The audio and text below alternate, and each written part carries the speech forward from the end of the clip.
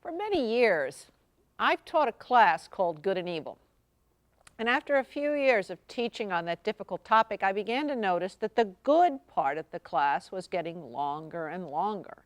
And this is not because I or the students have really found evil any easier to understand, but because it is very hard to come to terms with the nature of goodness.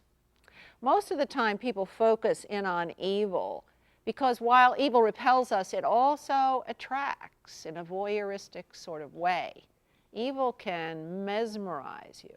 It can be so mesmerizing, in fact, that it can blind you to the fact that the only way we really know something is evil is because we have a vision of what goodness is. We know evil because it is the absence of goodness. I always start this discussion of goodness with the book, Lest Innocent Blood Be Shed, the story of the village of Le Chambon and how goodness happened there, by Philip Halley. Halley is a Jewish ethicist, and he writes of having been driven almost to despair, almost to suicide, by his studies of cruelty, especially cruelty in the Holocaust. He started searching for examples of goodness, and he heard of an isolated village, Le Chambon-sur-Lignon, located about 40 miles outside Lyon in southern France. Over 4 years, 2 years under the Vichy government and then another 2 under the Nazi occupation, the people of Le Chambon hid hundreds of Jews and smuggled many of them to safety outside France and into Switzerland. The Chambonnais were not members of the French resistance. Instead, they practiced a deeply committed, nonviolent form of resistance to the Nazis. So why did the people of Le Chambon decide to be good when the vast majority of France and indeed Europe either cooperated actively or passively with the Nazi onslaught?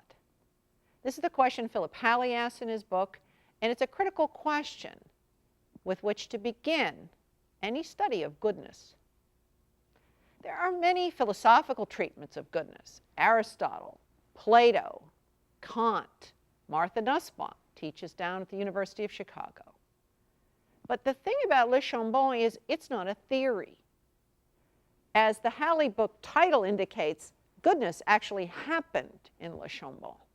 What made those people have the courage to be decent in the face of organized cruelty and widespread violence?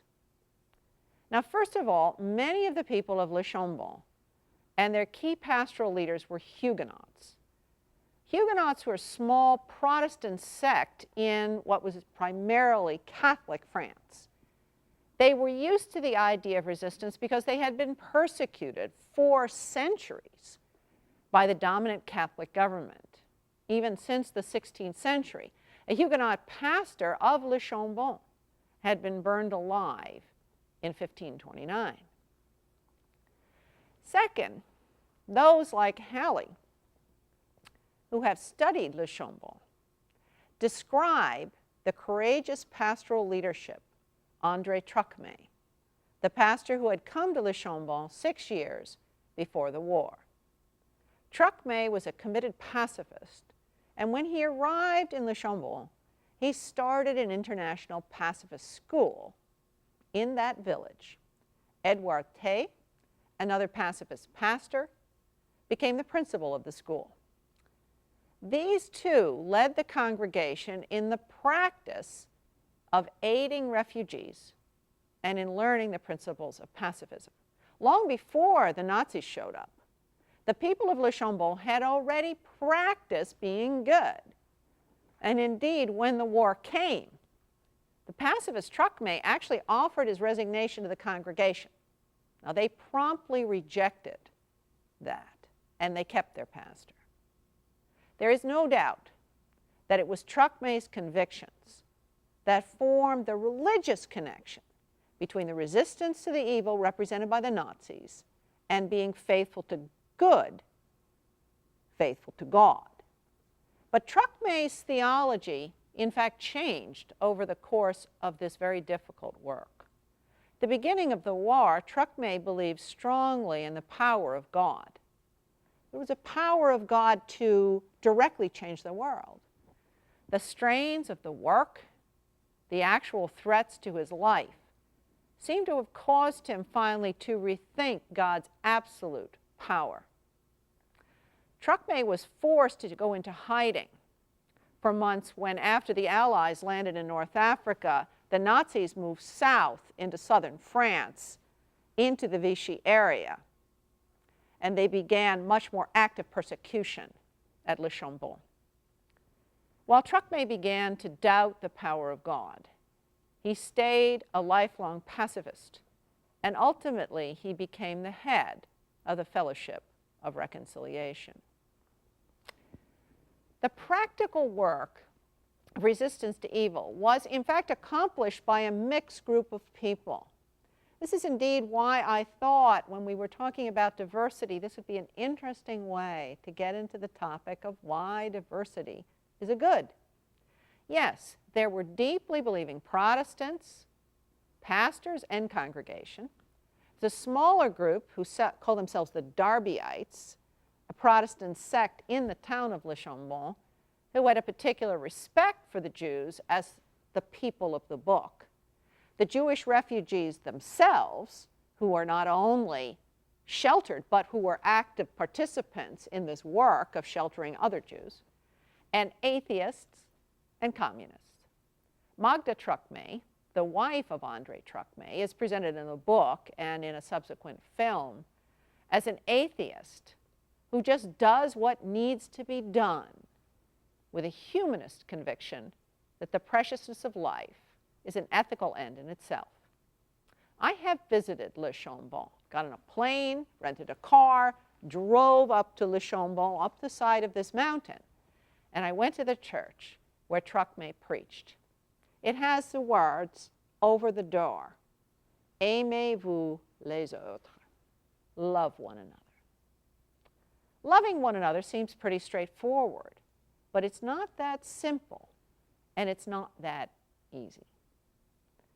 Out of studying Le Chambon and all these years of teaching good and evil, I've come up with 6 main lessons to be taken out of this study about what helps people be good as a group. First of all, it's important to realize that religious faith and the government do not go together all that well. You may recall that the Huguenots had a habit of not getting along with the primarily Catholic French government. So they were not inclined to go along with the Vichy government in any case. Secondly, for a people to be good, you need courageous pastoral leadership. If people are going to get the message that resistance to evil and injustice is a primary goal of faith. Thirdly, people need to practice being good.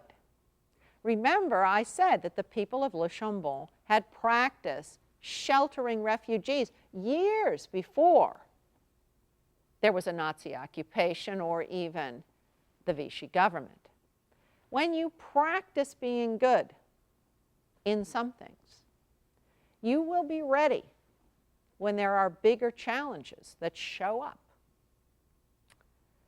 Fourthly, the power of God. The power of God is not absolute. We ask ourselves, why didn't God prevent this tragedy? Why did God let this happen? But in fact, that is to misunderstand the power of God. Rather, the power of God comes about through human cooperation and courage. Fifth, for goodness to happen in a community, people with diverse convictions have to cooperate to achieve a greater level of decency. Everyone doesn't even have to be a person of faith or of the same faith for the work of shared goodness to go on. Christians, Jews, different sects of Christianity, atheists, communists, all cooperated in Le Chambon to bring about the work of goodness. And finally, being good is risky business in a world where there is a lot of evil around. Truckmay survived. Not all of the leaders survived in Le Chambon. Some died in concentration camps. Now, the people of Le Chambon were not angels. In fact, they themselves are the first to say they were not extraordinary in any way. In interviews for the documentary on Le Chambon, Weapons of the Spirit, many of the people of Le Chambon expressed surprise that anybody could even be interested in the fact that they helped out some folks who needed to be helped. Their example, however, is all the more important because they are just ordinary human beings who practiced being good.